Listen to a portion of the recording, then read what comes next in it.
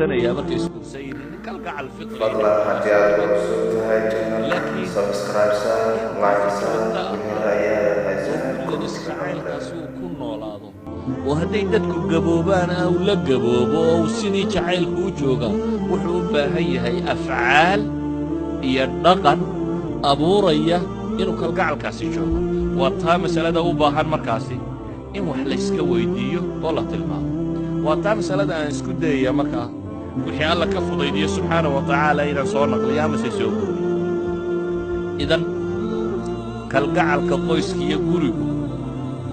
waa matlab ama waa arrin u baahan sanaaca mushtarika bayna zawjayn waa shay u baahan ninka iyo gabadhuba inay wada beeraan waxaan isku dayayaa markaa kalimaad alxub walcaatifa aljayaasha ay ka muuqato inaan ka soo naqliyo min kalaami culamaa'i salaf qura inaan ka soo naqliyo culammadii hore ee muslimiinta iyo waxyaabaha isaga ka yidhaahdeen awalan waxay culammadu yidhaahdaan kalgacalku kow aan nin iyo gabadhu kala qaado gabadhu haweenayda inay ninkeeda jeclaato jacayl dhaba jeclaataa waa min addiin waana sifo ninkuna uu jecel yahay hadduu gabadhiisa kalgacal ku haysto iyo jacayl uu ka dareemayo waa waxuu ninku jecel yahay taa waxaa u daliila ilaahay qur'aanka markuu sifaynayey dumarka jannada jooga oo ay ka mid yihiin dumarkii mu'minaadka ahaa ee dunida iimaan ku dhintay ahlu jannaa noqda ka mid ah dumarkaasi jannada jooga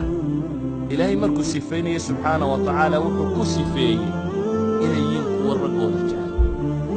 inna ansha'nahunna inshaa'an fajacalnaahunna abkaaran curuban atraaba baa ilaahay waxa weeyaan baa ilaahay yidhi curuban haweenka jannadu gabadha muslimaddii inay ahlu jannaa la dhaqan noqotaa waa waxaa diinta ku yeedhaysa yani ahlu janno waa dad dhaqan fiican jannada waxa yaallaa waa dhaqan wanaagsan saa daraaddeed gabadha muslimadee dunida joogtaana inay dhaqankan oo kala yeelataa waa shay matluuba loo baahan yahay